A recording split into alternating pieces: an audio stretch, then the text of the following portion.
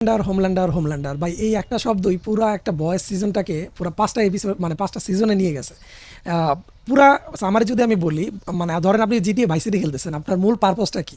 আপনি জানেন আপনি মরবেন না, আপনি মরে গেলে আবার ফিরে আসবেন, তার মানে কি আপনার কাজ হচ্ছে মানুষকে টর্চার করা, ঠিক আছে? আমরা যখন ভাই সিটি খেলছি, আমাদের কাজ ছিল কি, আমরা যে মানুষগুলো ছিল ওদেরকে ধুমায় ফাটায় ফেলছি, ঠিক আছে? তো এরকম যদি একটা দুনিয়া থাকে যেখানে একজন সুপারম্যানের মতো একজন পার্সন থাকে, সে কি করবে? তার কাছে সব পাওয়ার আছে, সে মরবে না, তার কোনো বুলেটও তার কোনো হার্ম হবে না, মানে সে অমর। তো সে কী করবে? সে অবশ্যই সব কিছু ধ্বংস করবে, ঠিক আছে? তার মনে যা আসবে, যা চাবে, সে তাই করবে, ঠিক আছে? এখন যেহেতু এটা বয়েস সিজন, তো চলেন আমরা এই বয়েস সিজনে কিছু মজার এবং খুব ব্রুটালি যে ডেথগুলো হয়েছে সেগুলো নিয়ে আলোচনা করি। Number one, blind spot. তো যখন অ্যাশলি তাদের নতুন একজন মেম্বারকে সেভেনে নিতে চায় স্টারলাইটের পরিবর্তে, তখন হচ্ছে তাকে হচ্ছে দেখায় যে ডিয়ার ডেভিলের মতো একটা চরিত্র, যে না শুনে খুব ভালো মানে কমব্যাক্ট করতে পারে, সে ভালো মার্শাল আর্ট করতে পারে, মানে খুব ভালো মানে অ্যাক্রোবাট করতে পারে। তো সে যখন হোমল্যান্ডারকে এটা দেখায় অ্যাশলি, হোমল্যান্ডার প্রথমে খুব মানে কজি থাকে যে না, ওকে স্পাইন ভেরি গুড। এবং যখন সে আসে তখন সে কী করে, দুই হাত দিয়ে ঠাস করে তার কানের 12টা বাজায় দেয়। কারণ কি, সে কান দিয়ে শুধু শুনতে পায়, সেটাই তার সুপার পাওয়ার, ঠিক আছে? এবং বেচারাকে এত জোরে বাড়ি মারে, বেচারার ওইখানে রক্ত পড়তে পড়তে বেচারা মারা যায়, ঠিক আছে? এবং একটা সার্টেন টাইম পরে মানে হচ্ছে যে তখন আসলে দেখা যায় যে হোমল্যান্ডার বলে যে আমার কাছে আসলে এই ধরনের আমার টিমে আমি কোনো পঙ্গু লোক নিতে চাই না, ঠিক আছে? মানে যে চোখে দেখে না সে তো এক প্রকার পঙ্গু, ঠিক আছে, ক্রিপল। তো ও বলতেছে যে আমি কোনো ক্রিপল লোক আমার টিমে নিতে চাই না। এবং সেইখানে তার যে এক্সপ্রেশন, ভাই সুপার ডুপার এক্সপ্রেশন। এরপরেটা হচ্ছে যখন হোমল্যান্ডার তার ছেলে রায়ানকে নিয়ে যখন সে নিয়ে যায় যে পাবলিকের সামনে, যে দেখো এই হচ্ছে রায়ান আমার ছেলে, তখন অনেকে তাকে মানে মানে বিদ্রুপ করে আসলে, মানে একজন তো ক্যান ছুঁড়ে মারে। তো এটা থেকে হোমল্যান্ডার এতটাই রেগে যায় যে সে কী করে, সে তার লেজার বিম দিয়ে ওই ব্যাটার মাথায় উড়ায় দেয়, ঠিক আছে? এবং তখন প্রায় পিন পতর নীরবতা, এবং তারপর মানুষজন চেয়ার করে ওঠে। মানে হোমল্যান্ডার কিন্তু যেটা সবচেয়ে ভয় পায় সেটা হচ্ছে কি, যে মানুষ যেন তার সবসময় প্রশংসা করে, ঠিক আছে? কিন্তু যখন দেখতেছে মানুষ তাকে হাততালি দিতেছে, মানুষ তার অ্যাটিটিউডে সন্তুষ্ট, তখন সে খুব আনন্দিত হয়ে যায়। এটা খুব মানে রেয়ার ডেথ ছিল এখানে।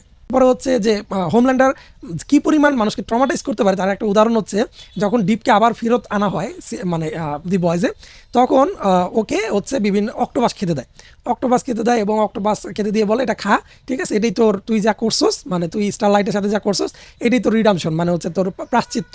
তো ডিপ যেহেতু অ্যাকুয়াম্যানের মতো, সে মানে মানে সামুদ্রিক প্রাণীর ভাষা বুঝতে পারে, মাছের ভাষা, ডলফিনের ভাষা সব কিছু বুঝতে পারে। সে বলে যে অক্টোপাসটা মানে অক্টোপাসে 2টা বাচ্চা আছে, ও মরতে চাচ্ছে না, ঠিক আছে? তখন মানে হোমল্যান্ডার খুব মানে চোখ গরম করে বলে খা। মানে ব্যাপারটা হচ্ছে এরকম, যদি তার কথা না শুনে তাহলে তাকে মরতে হবে, সে তার যে মানে প্রভাবাদিত্য সেটা দেখায়, ঠিক আছে? এবং ডিপ বাধ্য হয়েই। এরপরে হচ্ছে ব্ল্যাক নয়ার। ব্ল্যাক নয়ার হচ্ছে কিন্তু খুব লয়াল একটা পার্সন, যে আসলে হোমল্যান্ডারের কাছে না কেউ সেফ না। মানে ব্ল্যাক নয়ার ছিল মানে খুবই ট্রাস্টেবল একটা পার্সন হোমল্যান্ডারের, যে তাকে নয়ারকে যে টাস্ক দেওয়া হয়, নয়ার সেই টাস্ক কমপ্লিট না করে কখনো ফেরত আসে না। তো সেই ক্ষেত্রে কি হয়, যে নয়ার যখন হোমল্যান্ডার জানতে পারে যে সোলজার বয় হচ্ছে তার পিতা, তখন কি করে, সে নয়ারের কাছে যায়। এবং নয়ার যেহেতু মানে এই সোলজার বয়কে ধরাই দিছিল মানে রাশিয়ানদের কাছে, তো সোলজার বয় জানে যে যদি সোলজার বয় আসে তাহলে নয়ার শেষ। এখন নয়ার কি করে, সে তার ইমাজিনারি কিছু ফ্রেন্ডদের মানে প্ররোচনায় সে আসে, সে বলে যে হোমল্যান্ডার আসবে, আমাদের তাকে মারতে হবে। কিন্তু অলরেডি কিন্তু সে জেনে গেছে হোমল্যান্ডার যে সোলজার বয় হচ্ছে তার বায়োলজিক্যাল ফাদার। তো তখন সে জিজ্ঞাসা করে যে নয়ার, তুমি কি জানতে যে হোমল্যান্ডার সোলজার বয় আমার বাবা? তখন নয়ার জানে যে মিথ্যা বলে কোনো লাভ নেই, কারণ হোমল্যান্ডার বুঝতে পারে যে কেউ যদি মিথ্যা বলে তখন তার হার্টবিট বেড়ে যায়, রক্ত সঞ্চালন বেড়ে যায়, মানে সব কিছুই বুঝতে পারে বেটা। তো তখন সে কিছু না মানে বুঝতে পারে যে এখন আমি শেষ, তখন সে মাথা নাড়ায় যে হ্যাঁ আমি জানি। তখনই তার এত দিনের বেস্ট ফ্রেন্ড নয়ারকে সে বুকের পাঁজর ভেঙে নারী বুড়ি বের করে দিয়ে তাকে মেরে ফেলে, ঠিক আছে? এরপরে যদি আসি যে ফায়ার ক্র্যাকার এই বেচারিও নিজের মানে গড ঈশ্বরকে ছেড়ে হোমল্যান্ডারের কাছে মানে তাকে ভগবান বলে মানে স্বীকার করেছিল, তার অবস্থা হয়েছে সেম, তাকেও পটাশ করে মেরে ফেলছে। এরপরে আসে ম্যাডেলিন স্টিলওয়েল। আচ্ছা, ম্যাডেলিন স্টিলওয়েল কিন্তু হোমল্যান্ডার মানে ওর সাথে তার এক প্রকার মা ছেলের একটা ভালোবাসা ছিল। কিন্তু যখন মানে হোমল্যান্ডার জানতে পারে যে রায়ানের ব্যাপারটা, সে পুরা মানে রায়ান হচ্ছে হোমল্যান্ডারের ছেলে, সেই পুরা ব্যাপারটা সে স্কিপ করে গেছে হোমল্যান্ডারের কাছ থেকে।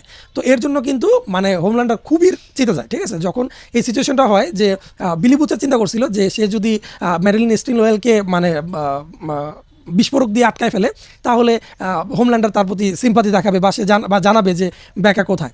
কিন্তু হোমল্যান্ডার কি করে, মানে ওর তো জানে যে এগুলো বিস্ফোরণ হলে আমার কিছু হবে না, ঠিক আছে। সে শুধু জানতে চায় যে ম্যাডেলিন, আমার যে ছেলে রায়ান, এই ব্যাপারটা কি তুমি জানতা?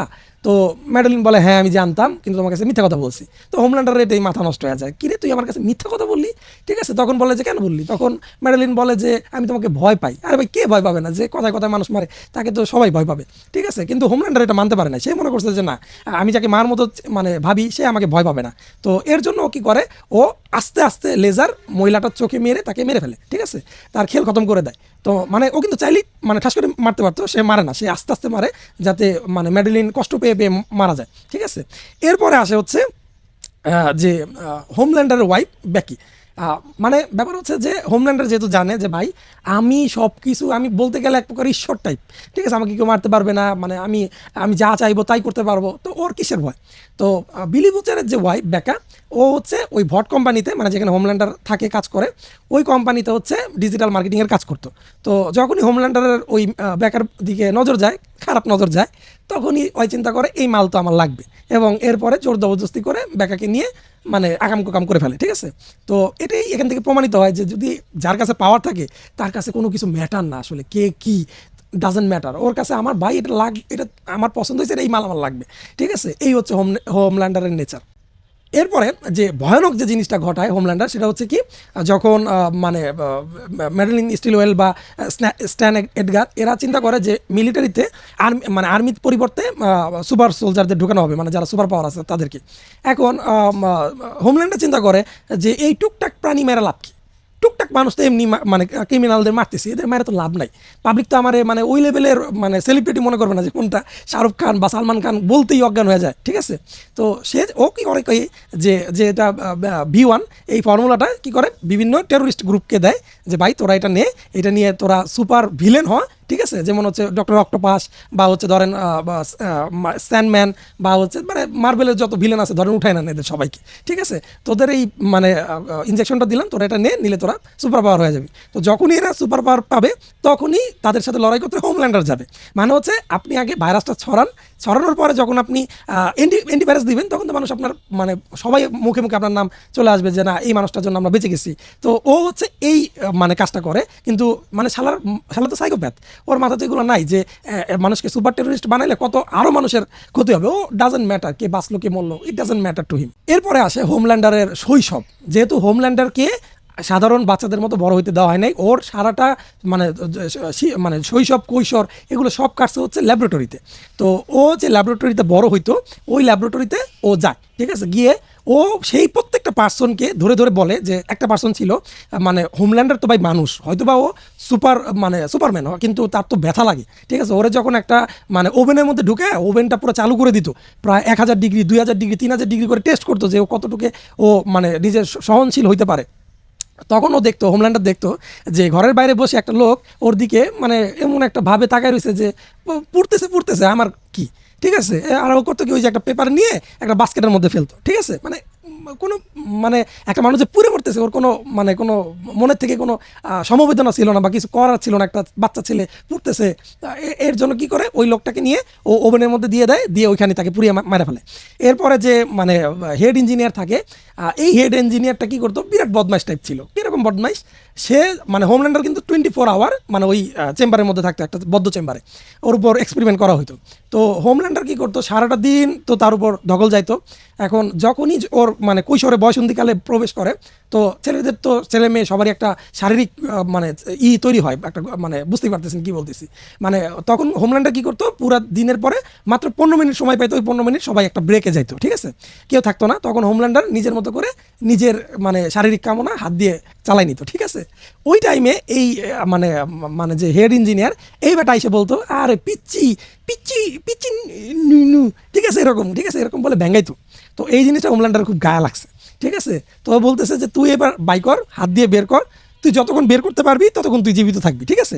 তো ওই বুইরা বেটা কী করবো, বেচারা হাত দিয়ে বের করতে থাকে, একবার বের হয়, ঠিক আছে, তারপরে বলে আবার বের কর, ঠিক আছে, হোমল্যান্ডার বলে আবার বের কর, তারপর বেচারা আবার ট্রাই করে আবার বের করে, এরপর হোমল্যান্ডার তো থামবে না, ও তো মারবে, টর্চার করে মারবে, ও বলতেছে আবার বের কর, ঠিক আছে। এইবার তো বুইরা আর কত, ঠিক আছে, বুইরা আল ছেড়ে দেয়, ঠিক আছে। যখনই আল ছেড়ে দেয় তখনই হোমল্যান্ডার লেজার দিয়ে ওর একদম যে নলটা আছে নলের উপরে মানে লেজার ফায়ার করে এবং হেড ইঞ্জিনিয়ারের অবস্থা ওইখানে শেষ করে দেয়। এরপরে আসে বারবারা হচ্ছে ওই পুরো ফ্যাসিলিটির মেন মানে হেড ছিল, এই মহিলাটাকে মানে হোমল্যান্ডার মার মতো মানে ভাবতো আর কি, ঠিক আছে। মানে এই মহিলা হোমল্যান্ডারকে দেখে ভয় পেতো না, এটা হচ্ছে সবচেয়ে বড় ব্যাপার, ঠিক আছে। তো যেহেতু হোমল্যান্ডার তাকে মার মতো ভাবতো এবং খুব আদর করতো, তো এর জন্য কি মানে হোমল্যান্ডার কি করে, মানে এই মহিলা বাদে বাকি যারা আছে সবাইকে মেরে ওই মহিলাকে ওই যে কামরার মধ্যে হোমল্যান্ডারকে রাখা হইতো ওইখানে বন্ধ করে রেখে তাকে তালা দিয়ে ওই ফ্যাসিলিটি থেকে বের হয়ে যায়। এখানে দেখা যায় যে ভাই ও কি ধরনের মানে সাইকোপ্যাথ, ঠিক আছে। ভাই সাইকোপ্যাথ হবে না কেন, মানে একটা মানুষ তো বা একটা বাচ্চা তো তার একটা শৈশব আছে, তার একটা কৈশোর আছে, ও বাবা মার ভালোবাসা পায় না, ওর একটা গিনিপিকের মতো ট্রিট করছে, ও জানে না ভালোবাসা কি, এর জন্য ও খালি সবার কাছে মানে ভালোবাসা চায়, যেন পাবলিক ওকে ভালোবাসে, পাবলিক মানে ওর কাছে ওকে দেখলে যেন ছবি তুলতে আসে, মানে এগুলোই ও চায়, ঠিক আছে, পাবলিসিটি চায়, ফেমাস চায়। কিন্তু কেউ যদি ওর ব্যাপারে একটা কথা বলে, একটা মিম বানায়, এটা ওর সহ্য হয় না, ও ওরে মেরে ফেলবে।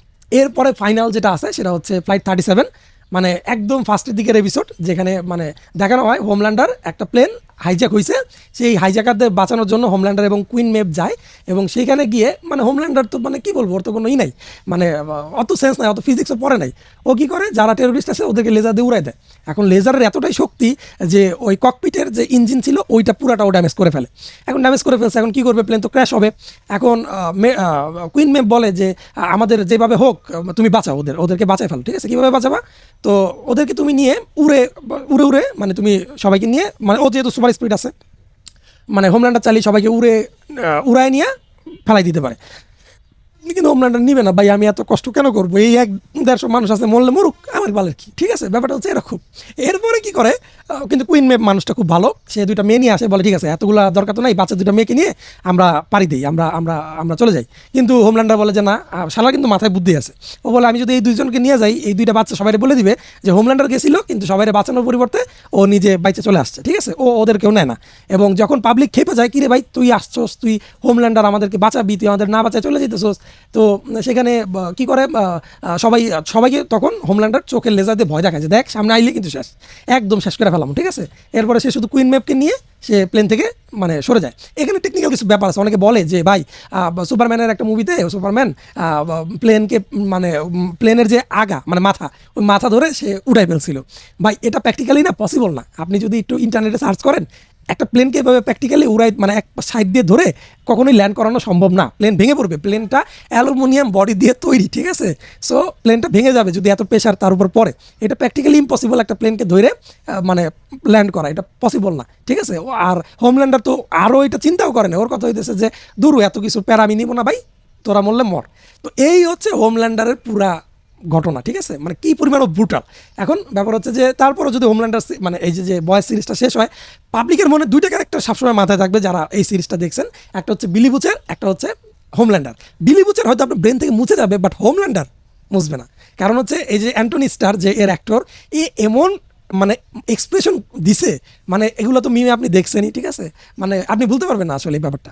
So thank you so much যারা তখন সাথে ছিলেন, ভিডিওটা লাইক করে থাকলে অবশ্যই লাইক করবেন, কমেন্ট করবেন, সাবস্ক্রাইব করতে ভুলবেন না। Thank you so much for watching this video.